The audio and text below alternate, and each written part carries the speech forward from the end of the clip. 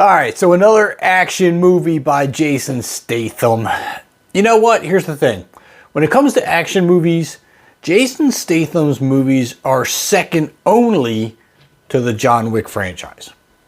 Personal opinion, let me know if you agree or disagree. Jason Statham is an awesome action actor. I think his movies are great. I love the stories behind them, although I understand the stories are very similar. So some people say, oh, you seen one Jason Statham movie? You've seen them all. Yes and no. I mean, I get he still always plays the retired military government special agent type person looking to, you know, find the easy life, and then something pulls him back in. So in that regard, yeah, I get it. But if it's not broke, let's not fix it. I love this movie. It was fun.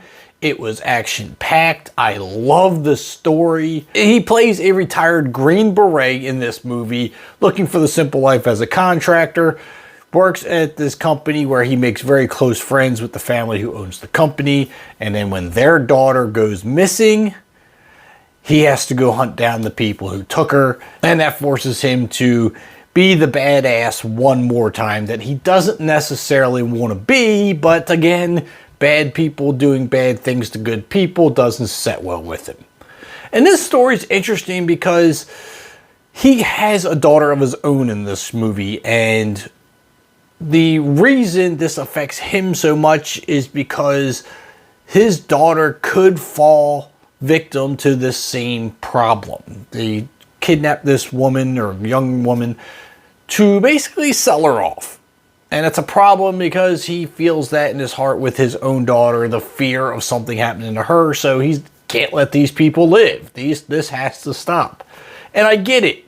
I have daughters of my own. I feel the same way. Get these SOBs, make them pay, make them suffer. It's a great story. It's a great action flick.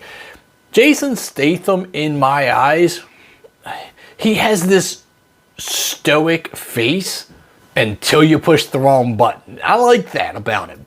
So he's really calm and collective. Now, there's no shortage of gunfights, fist fights, fast car and motorcycle chases. All of that stuff is here. And it's fantastic. Which is good because, let's be honest, I get a giggle out of someone getting brutally beaten by Jason Statham. He's a one-man wrecking crew. So when he's shooting people around the corner with a Bluetooth gun, I love it. It's great. And then we're going to throw in the Russian Mafia, which gives it this kind of like early 2000s feel to it. Yeah, I would say this movie does have that early 2000s feel. And it's not trying to be something it isn't. I think it works on that premise really well.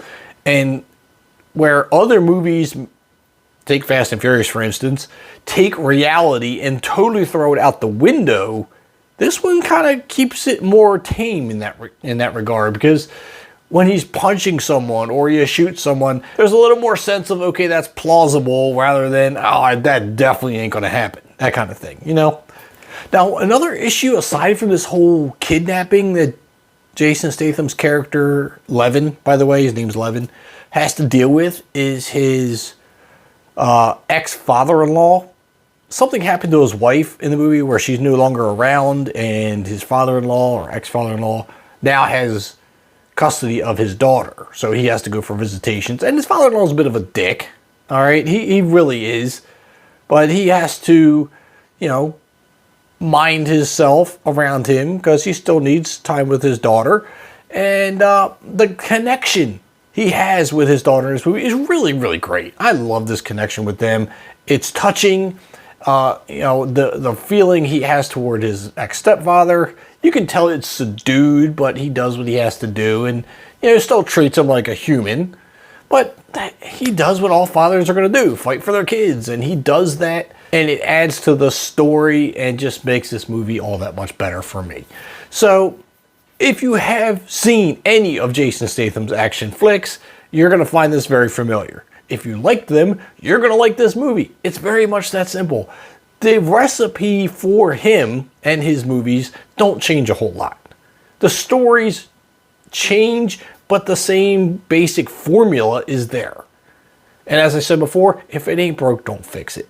I think he's awesome in these movies. Beekeeper, this one, similar but different. I'm also waiting for Beekeeper 2, by the way. I think that's going to be a killer movie. I will say I was kind of intrigued with the end of this movie because it ended kind of like I expected, but not so much, only because they left it a little open. We don't know if there's going to be a part 2 or not. Or is there? That's the thing. It leaves your mind wondering, there's that possibility with this one situation, but are they going to do anything with it? That's where this movie got me too. I like a nice ending with a possible cliffhanger. That was left in this movie, and I think it was a fantastic idea. Like, look, here it is. If you like Jason Statham, this is the movie for you. If you don't like him, you're not going to like this movie.